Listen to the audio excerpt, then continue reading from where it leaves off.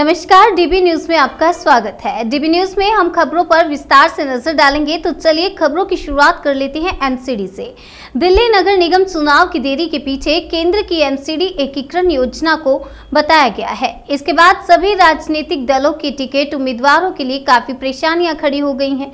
कांग्रेस और आप के वो उम्मीदवार काफी परेशान हैं जो टिकट के लाइन में थे, क्योंकि आप, भाजपा और कांग्रेस के कई उम्मीदवारों ने कहा कि वे इस बात को लेकर असमंजस में हैं कि उन्हें चुनाव प्रचार पर अधिक खर्च करना चाहिए या इंतजार करना चाहिए। दिल्ली एमसीडी इलेक्शन के लिए टिकट की मांग कर रहे बीजेपी नेता ने कहा कि कई उम्मीदवारों ने पहले ही अपने इलाकों में प्रचार पोस्टर चिपकाने के लिए बड़ी रकम खर्च कर दी है। टिकट की लाइन में खड़े सभी उम्मीदवारों का मानना है कि चुनावी खर्चा इसलिए भी कम हो रहा है कि कहीं ऐसा न हो कि एकीकरण हो जाए और पैसा बेकार जाए। रूस और यूक्रेन के बीच युद्ध का आज 26वां दिन है। रूस अब तक यूक्रेन के किसी बड़े हिस्से पर कब्जा नहीं कर पाया है। लड़ाई हर दिन के साथ घातक होती जा रही है। यूक्रेन की सेना भी रूस को खासा नुकसान पहुंचा रही है। सूमी क्षेत्र में रूसी उपकरणों के काफिले के एक हिस्से को यूक्रेन ने तबाह कर दिया है। स्थानीय प्रशासन के प्रमुख दमित्री जिवित्स्की ने कहा कि कब्जेदार स्थानीय कब्रिस्तान में भाग गए और इस हमले में रूस की मिलिट्री इंडस्ट्री का गौरव कहा जाने वाला ब्लैक ईगल टैंक नष्ट हो गया है। दूसरी ओर सूमी के केमिकल प्लांट से अमोनिया लीक होने की पुष्टि हुई है। सूमी ओब्लास्ट के गवर्नर दिमित्रो जेवित्स्की ने कहा कि 21 मार्च को रूस के एयर स्ट्राइक के कारण सूमिकी प्रोम केमिकल प्लांट से सुबह 4:30 बजे अमोनिया लीक होने का मामला सामने आया है। अमोनिया एक रंगहीन, तीखी और जहरीली गैस है जो उच्च सांद्रता में घातक है। प्रभावित इलाका साइट से 2.5 किलोमीटर दूर है, जिसमें नोवोसिलित्सा और वेरखन्या सिरोवत्का के गांव शामिल हैं। इसमें सूमी के नागरिकों को कोई खतरा नहीं है। प्रभावित इलाके के लोगों से कहा गया है कि अगर अमोनिया दिखाई देता है तो वे अंडरग्राउंड हो जाएं, अपने बाथरूम में जाएं और अपने शॉवर को चला दें और नम पट्टी से सांस लें। दूसरी ओर रूस ने यूक्रेन के मारियुपोल में सुरक्षित मानवीय गलियारे के बदलते बंदरगाह शहर के लोगों से हथियार डालने की मांग की है। हालांकि यूक्रेन ने इस प्रस्ताव को ठुकरा दिया है। रूसी सेना ने एक आर्ट स्कूल पर बमबारी करने के कुछ घंटे बाद ये प्रस्ताव दिया था। इस स्कूल में लगभग 400 लोगों ने शरण ले रखी थी। रणनीतिक रूप से महत्वपूर्ण इस यूक्रेनी शहर पर नियंत्रण के लिए लड़ाई अब भी तेज है। उत्तर प्रदेश में होने वाले विधान परिषद चुनाव की 30 सीटों पर नामांकन करने का आज अंतिम दिन था। ऐसे में सभी पार्टियों के उम्मीदवार अपना अपना नामांकन करने पहुंचे, लेकिन इस बीच फर्रुखाबाद के फतेहगढ़ कोतवाली क्षेत्र में एमएलसी चुनाव के नामांकन के दौरान जमकर बवाल हुआ। नामांकन करने पहुंचे सपा प्रत्याशी हरीश यादव से भाजयुमो व कार्यकर्ताओं ने जमकर मारपीट की। इसी दौरान उन लोगों ने सपा प्रत्याशी के कपड़े भी फाड़ दिए। हालात बिगड़ते देख हरीश यादव मौके से भागकर नामांकन कक्ष पहुंचे। जानकारी के अनुसार आज नामांकन का आखिरी दिन था। मोहम्मदाबाद नगर पंचायत से सपा प्रत्याशी हरीश यादव सोमवार दोपहर अपना नामांकन करने कलेक्ट्रेट पहुंचे। वहां भाजपा कार्यकर्ताओं से उनका विवाद हो गया। इसके बाद कार्यकर्ताओं ने उन्हें घेर लिया और उनके साथ जमकर मारपीट की। इतना ही नहीं, उन लोगों ने हरीश के कपड़े तक फाड़ दिए। पुलिसकर्मियों ने उन्हें किसी तरह से बचाया, तब वह बिना चप्पल के ही नामांकन कक्ष में पहुंचे। बताया जा रहा है कि भाजयुमो के प्रदेश अध्यक्ष प्रांशु दत्त भी विधान परिषद के भाजपा से उम्मीदवार हैं और वह भी अपना पर्चा भरने कलेक्ट्रेट आए थे। इसी दौरान सपा प्रत्याशी हरीश यादव भी पहुंच गए और जमकर बवाल हो गया। पहली बात तो सभी मीडिया बंधुओं को बहुत बहुत धन्यवाद। और आपने जो कृत्य देखा वो आपके इस कैमरे में बंद होगा। क्या हुआ अपने शब्दों में बताइए, क्या घटना हुई? जैसे ही हम लोग आ रहे थे तो पर्चा फाइल की पकड़े थी, वो 3 कापियां थी, तो अच्छा रहा कि 3 कापी थी। एक कापी हाथ से ले ली, फाड़ दी और फिर बदतमीजी करने लगे। काफी धक्का मुक्की मारपीट जो है और बड़ी मुश्किल से जो है। और पुलिस जो थी वो मौन होकर के देखती रही। मैं भी 42 वर्ष मैंने नौकरी की। मैं 1975 में भर्ती हुआ था और 2016 में रिटायर हुआ, लेकिन ऐसा पुलिस विभाग में मैंने कभी नहीं किया। मानवता का हमेशा, लेकिन मानवता तार हो गई। और पुलिस और हमारे सीओ साहब जो हैं, सभी लोग जो है हमको करीब 100 पुलिस वाले थे, लेकिन किसी ने कुछ नहीं कहा और मुख भरते थे। तो हमारे साथी अगर न हो तो आज बहुत बड़ी घटना होगी, मेरी तो जान पै जाती। कैसे चुनाव लड़ेंगे इस व्यवस्था में? अरे मजबूती से चुनाव लड़ेंगे, मतदाताओं के दम पे लड़ेंगे और जनता के बीच जाएंगे। जनता को जो आज हुआ, जनता को उसके साथ रखेंगे। आइए अब खबरों में रुक कर लेते हैं पंजाब की ओर। पंजाब में सीएम भगवंत मान ने सभी मंत्रियों को पोर्टफोलियो का बंटवारा कर दिया है। सीएम मान ने गृह मंत्रालय खुद अपने पास ही रखा है। हरपाल चीमा को पंजाब का वित्त मंत्री बनाया गया है। पंजाब में आम आदमी पार्टी ने चुनावी कैंपेन के दौरान शिक्षा को लेकर बड़े वादे किए थे। सीएम मान ने इन वादों को पूरा करने का जिम्मा गुरमीत सिंह मीत हायर को सौंपा है। शिक्षा के अलावा आपने स्वास्थ्य सुविधाओं को भी बेहतर करने का वादा किया है।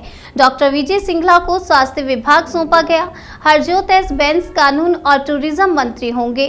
सामाजिक सुरक्षा, महिला एवं बाल विकास मंत्रालय डॉक्टर बलजीत कौर के पास गया है। आम आदमी पार्टी की सरकार में हरभजन सिंह बिजली मंत्री होंगे। लालचंद को फूड और सप्लाई विभाग दिया गया है। ग्रामीण विकास और पंचायती राज मंत्री होंगे कुलदीप सिंह धालीवाल। लालजीत सिंह भुल्लर परिवहन मंत्री बनाए गए हैं। ब्रह्म शंकर के पास पानी के साथ साथ आपदा मंत्रालय भी होगा।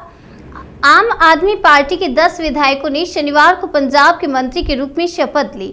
इनमें हरपाल सिंह चीमा, हरभजन सिंह, डॉक्टर विजय सिंगला, लालचंद, गुरमीत सिंह मीथेयर, कुलदीप सिंह धालीवाल, लालजीत सिंह भुल्लर, ब्रह्म शंकर, हरजोत सिंह बेंस और डॉक्टर बलजीत कौर है। इससे पहले भगवंत मान ने स्वतंत्रता सेनानी भगत सिंह के पैतृक गांव खटकर कला में एक कार्यक्रम में मुख्यमंत्री पद की शपथ ली थी। अगली खबर भी पंजाब से है। पंजाब में मिली बड़ी जीत के बाद आम आदमी पार्टी अब दूसरे राज्यों में भी अपने संगठन को मजबूत करने में जुट गई है। खासतौर पर पार्टी की नजर अब उन राज्यों पर है जहां जल्द ही चुनाव होने वाले हैं। इनमें गुजरात, हिमाचल और राजस्थान प्रमुख है, जहां इस साल के अंत में या अगले साल ही चुनाव होने हैं। आम आदमी पार्टी ने देश के 9 राज्यों असम, छत्तीसगढ़, गुजरात, हरियाणा, हिमाचल प्रदेश, केरल, पंजाब, राजस्थान और तेलंगाना के प्रभारियों की लिस्ट जारी की। आपने इन 9 राज्यों में पार्टी के प्रसार के लिए प्रभारियों और संगठन के लोगों के नाम की घोषणा की है। आम आदमी पार्टी ने डॉक्टर संदीप पाठक को गुजरात का प्रभारी बनाया है। डॉक्टर संदीप पाठक पंजाब विधानसभा चुनावों में आम आदमी पार्टी की जीत के चाणक्य माने जाते हैं। गौरतलब है कि इस साल के अंत में गुजरात विधानसभा चुनाव होने हैं और पार्टी ने गुजरात चुनाव लड़ने का ऐलान भी कर दिया। सूत्रों से मिली जानकारी के मुताबिक आप गुजरात में पूरे दमखम के साथ चुनाव लड़ने की तैयारी शुरू कर चुकी है और पार्टी चाहती है कि पंजाब की ही तर्ज पर गुजरात में भी पार्टी नई रणनीति से चुनाव लड़े। इसलिए डॉक्टर संदीप पाठक को एक बार फिर बड़ी जिम्मेदारी सौंपी गई। हिमाचल प्रदेश के लिए दिल्ली के स्वास्थ्य मंत्री सत्येंद्र जैन को इलेक्शन इंचार्ज बनाया गया, जबकि दुर्गेश पाठक को प्रभारी बनाया गया है। दुर्गेश पाठक को इससे पहले पार्टी ने आतिशी के साथ गोवा चुनाव की कमान भी सौंप रखी थी। गोवा में इस बार पार्टी 2 सीट हासिल करने में कामयाब भी रही है। यही वजह है कि पंजाब से सटे हिमाचल में चुनाव की जिम्मेदारी दुर्गेश पाठक के कंधों पर डाली गई। दिल्ली के ग्रेटर कैलाश से विधायक सौरभ भारद्वाज को हरियाणा का इलेक्शन इंचार्ज घोषित किया गया, तो वहीं राघव चड्ढा को पंजाब के सह प्रभारी पद से मुक्त कर दिया गया है। अब यह जिम्मेदारी डॉक्टर संदीप पाठक ही संभालेंगे। वहीं द्वारका के विधायक विनय मिश्रा को राजस्थान का इलेक्शन इंचार्ज बनाया गया। राजस्थान में आम आदमी पार्टी पूरे संगठन में बदलाव कर एक नए सिरे से शुरुआत करने जा रही है।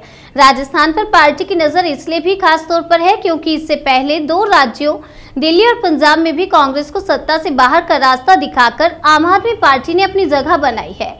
ऐसे में पार्टी को लगता है कि राजस्थान में भी कांग्रेस को सत्ता से बाहर कर पार्टी वहां अपनी जगह बना सकती है। एक बार फिर रुक कर लेते हैं पंजाब की ओर। पंजाब में राज्यसभा सदस्य के लिए नामित करने के बाद पंजाब के आप सह प्रभारी राघव चड्ढा ने कहा कि मेरे लिए बहुत बड़ी बात है। मैं आज अपनी मां के साथ राज्यसभा के लिए नॉमिनेशन फाइल करने आया हूं। मैं अरविंद केजरीवाल और भगवंत मान जी का इतनी बड़ी जिम्मेदारी सौंपने के लिए शुक्रगुजार हूं। राघव ने आगे कहा, केजरीवाल ने मुझ पर विश्वास दिखाया है कि इतनी छोटी उम्र में मुझे यहां भेजा गया। कोशिश करेंगे कि मान साहब की कमी संसद में ना खले। मेरे लीडर अरविंद केजरीवाल जी ने, पंजाब के मुख्यमंत्री मेरे बड़े भाई भगवंत मान साहब ने इतना विश्वास मुझ में दिखाया है कि इतनी छोटी सी उम्र में, इतनी कम आयु में इतनी बड़ी जिम्मेदारी मेरे कंधों पे डाल ली है। मैं परमात्मा से प्रार्थना करता हूँ कि इतनी शक्ति बख्शे कि हम ईमानदारी की राह पे चल के जो जिम्मेदारी मेरी पार्टी, मेरे नेता, मेरे लीडर, मेरे मेंटोर अरविंद केजरीवाल जी मुझे दे रहे हैं, मैं उसे बखूबी निभा सकूं और पंजाब के लोगों के लिए, पंजाब के लोगों के जो मुद्दे हैं वो उठा सकें। भगवंत मान साहब अब सांसद नहीं रहे, अब वो मुख्यमंत्री बन गए हैं, तो हम उनके जैसा तो नहीं बोल सकते, वो तो बहुत अच्छे वक्ता हैं, बहुत बढ़िया बुलारे हैं, लेकिन कोशिश करेंगे हम सब मिलकर कि मान साहब की जो कमी संसद में खलती है वो ना खले, और हम जैसे मान साहब पंजाब के मुद्दे उठाते थे, पंजाब के लोगों की बात करते थे, वैसे हम लोग पंजाब के हितों की रक्षा के लिए वहाँ पर मौजूद रहें और मान साहब की जो कमी है उसको पूरा करने की छोटी सी कोशिश ज़रूर करेंगे। बहुत बहुत शुक्रिया। माताजी कितनी बड़ी खुशी है आपको आज? आज बहुत खुशी का दिन है, बहुत बड़ा दिन है, और मैं भी भगवान से यही प्रार्थना करूंगी कि हमेशा सद्बुद्धि बनाए रखें और पंजाब के लोगों के लिए काम करें। बिल्कुल पंजाब के लोग सिंसियरली काम करें। उत्तराखंड में सीएम पर सस्पेंस खत्म हो गया है। भारतीय जनता पार्टी की विधायक दल की बैठक में पुष्कर सिंह धामी को नेता चुना गया। विधायक दल का नेता चुने जाने के बाद धामी ने राज्यपाल गुरमीत सिंह से मुलाकात की और सरकार बनाने का दावा पेश किया। अब धामी 23 मार्च को मुख्यमंत्री पद की शपथ लेंगे। बीजेपी विधायक दल की बैठक में रक्षा मंत्री राजनाथ सिंह और मीनाक्षी लेखी बतौर पर्यवेक्षक मौजूद रहे। धामी को नेता चुने जाने पर राजनाथ सिंह ने कहा कि मैं पुष्कर धामी को बधाई देता हूं और मुझे विश्वास है कि उत्तराखंड इनके नेतृत्व में प्रगति करेगा। धामी सरकार चला चुके हैं, इन्हें सरकार चलाने का अनुभव है। 6 महीने में धामी ने अपनी छाप छोड़ी है। राजनाथ सिंह ने ट्वीट कर कहा, उत्तराखंड में बीजेपी विधायक दल की बैठक में पुष्कर सिंह धामी को नेता चुने जाने पर मैं हार्दिक बधाई और शुभकामनाएं देता हूं। मुझे पूरा विश्वास है कि प्रधानमंत्री नरेंद्र मोदी के दिशा निर्देशन में और धामी जी के नेतृत्व में उत्तराखंड का बहुआयामी और बहुत तेज गति से विकास होगा। बता दें कि उत्तराखंड में बीजेपी ने शानदार बहुमत तो हासिल कर लिया, लेकिन मुख्यमंत्री धामी को खटीमा से हार का सामना करना पड़ा। ऐसे में सरकार का नेतृत्व कौन करेगा, इसे लेकर संशय की स्थिति उत्पन्न हो गई।